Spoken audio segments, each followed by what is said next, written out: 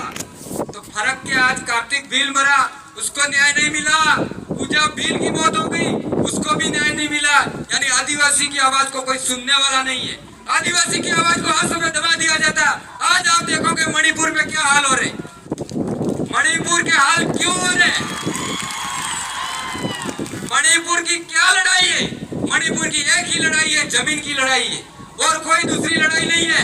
लेकिन किस तरीके से मणिपुर में 3 महीने तक हमारी बहन बेटियों की इज्जत लुटती है, इसके बाद भी प्रशासन या कोई भी हो हमारे सामने एक रिपोर्ट तक नहीं आती है। हमारी बहन बेटियों को नंगी दौड़ाई जाती है और बलात्कार होते हैं और कितनों की लाशें बिछा दी जाती है।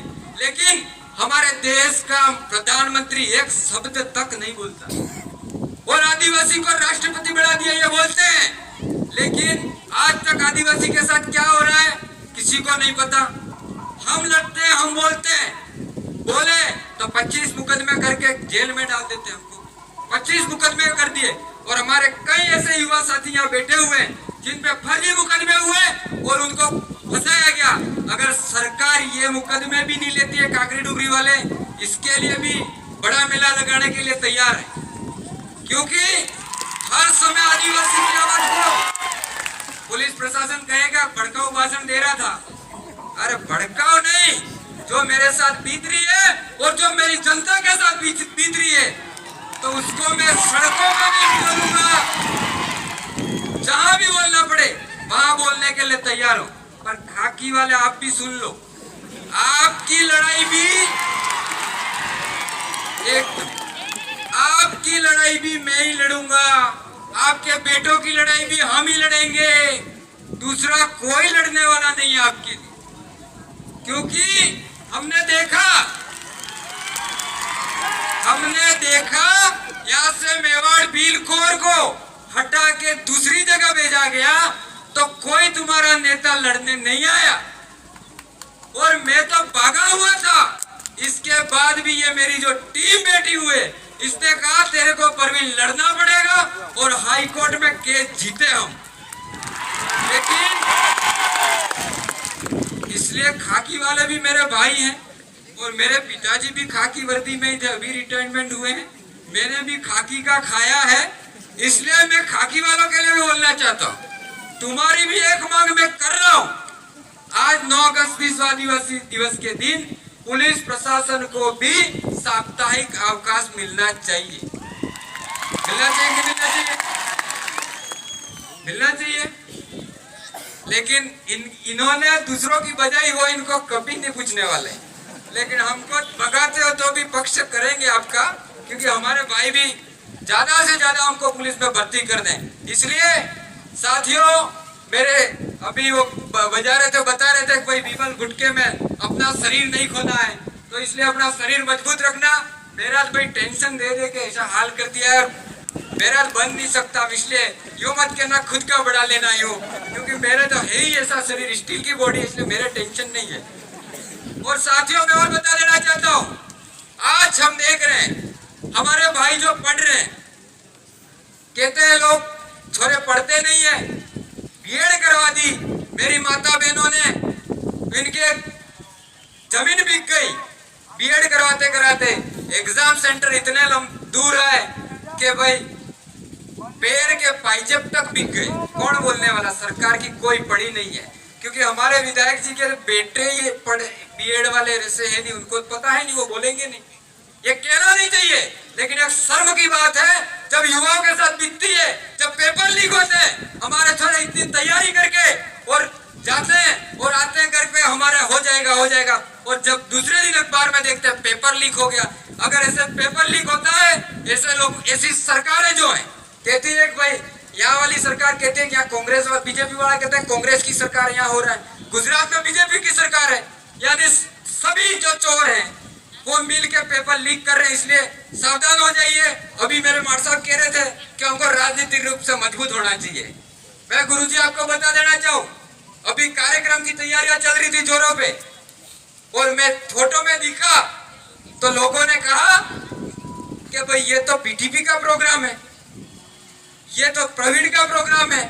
अरे भाइयों, किसी नेता को कांग्रेस बीजेपी कितने भी नेता है, अगर समाज की खुजली, तुमको अगर समाज की चिंता हो इस मंच पे हम आज भी बुलाते हैं आपको, आके हमारे समाज की बात कीजिए, आके समाज की बात कीजिए। हम तैयार हैं।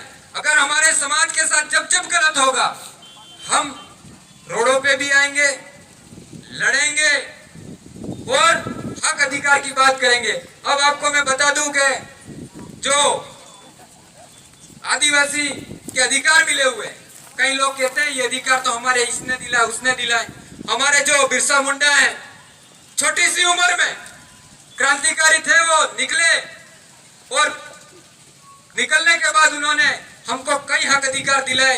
आज उन हक अधिकारों की वजह से आज शेड्यूल 5 भी लागू है, लेकिन हमारे यहाँ लागू नहीं है। हम तो पैसा कानून की ग्राम सभा बनाते हैं, मुखियों को थाने में भेजते हैं, कहीं भेजते हैं, क्या कहते हैं पुलिस वाले, क्या कहते हैं तुम्हारी इस ग्राम सभा को हम नहीं मानते।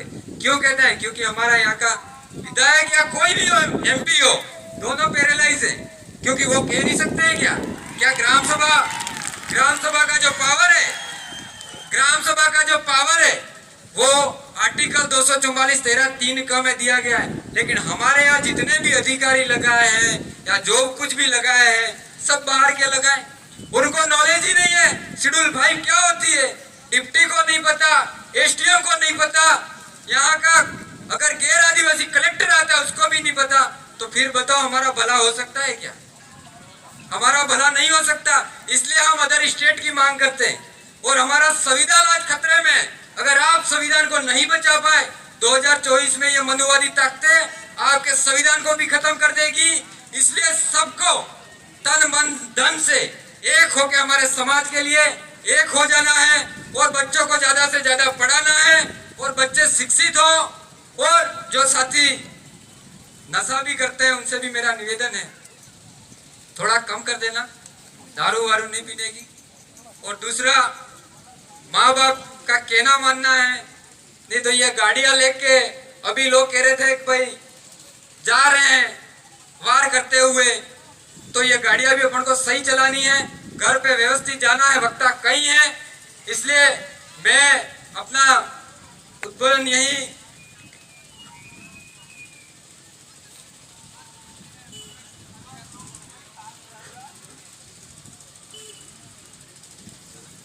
और समय दे रहे हैं शायद, तो इसलिए मैं और बता देना चाहूं कि अभी प्रशासन की एक बार बार शिकायत आ रही थी शायद, स्वीकृति। मुझे ये बताओ, होली की स्वीकृति लेने आप में से कितने जने गए थे? होली दिवाली की, तो वो कौन सा त्योहार है? वो भी थे, क्योंकि वो मनुवादियों का है, इसलिए उसकी परमिशन नहीं होगी। आदिवासी कुछ करेगा तो उसको परमिशन लेनी पड़ेगी। तो इस देश का मालिक अगर परमिशन मांगेगा तो फिर क्या होगा? शर्म की बात है। प्रशासन को ये समझना चाहिए कि मालिक परमिशन नहीं लेता। अब मालिक पे मैं आ गया हूं तो बता दूं कि इस देश में अगर सुप्रीम कोर्ट कहता है कि राम मंदिर किसका है, राम मंदिर हिंदुओं का है, सुप्रीम कोर्ट कहता है तो मान लिया जाता है। लेकिन सुप्रीम कोर्ट क्या कहता है? इस देश का मूल मालिक आदिवासी है, तो ये यहाँ की सरकार मनुवादी सरकार नहीं मानती है, तो गलत कौन है ये बताओ आप।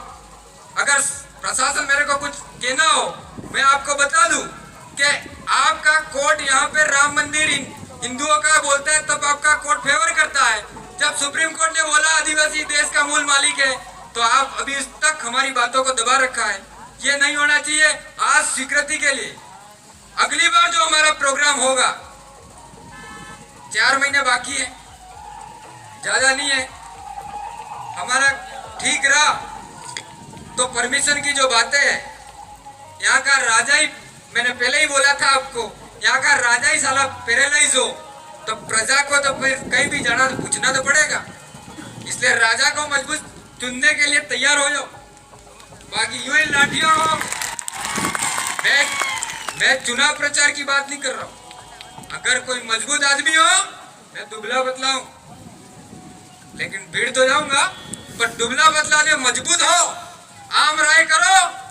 क्योंकि ये बात भाट साहब ने अभी कही थी, इसलिए मैं कह रहा हूं, और कई बातें मैं इतने दिनों से देख रहा हूं भाई कह रहे हैं इसको नेता बनना है, इसको नेता बनना है। अरे भाई मैं नेता के चक्कर में नहीं हूँ भाई, इतने मैंने भी नौकरी ठुकरा दी। अगर हिम्मत हो किसी को अपनी भी नौकरियां छोड़ के आ जाओ मैदान में, समाज सेवा करनी हो। मैं अभी यहाँ पे जो आया हूँ, मैं भी एक पार्टी का नेता हूँ, लेकिन मेरी पार्टी को मैं खूंटी पे रख के आया हूँ। समाज के बीच में आया हूँ, समाज की बात करूंगा, बाकी मैं पार्टी वार्टी की बात नहीं करूंगा। मेरा समाज होगा तो मैं भी होगा, और समाज जिंदा होगा तो आरक्षण भी होगा, नौकरी भी लगोगे। आज नौकरी लग गए और कहते हैं भाई चंदा लेने हमारे छोड़े जाते हैं, कहते हैं यार हमारे पास तो बहुत चंदे वाले आते हैं। अरे भाई इसी सर्टिफिकेट से नौकरी लगे हो, अगर तुम समाज के लिए नहीं दे सकते हो क्या दे सकते हो। इसलिए मैं कभी कभी ये भी मूड हो जाता है, साला ऐसा होना चाहिए जो नौकरी है और उनके ऐसा लग रहा है दूसरी संस्कृति में चलेगा, आरक्षण खत्म हो जाना चाहिए। कोई बात नहीं, अभी डिलिस्टिंग कर रहे हैं। डिलिस्टिंग क्या बीमारी है पता है क्या? आज डिलिस्टिंग के कई लोग बताते हैं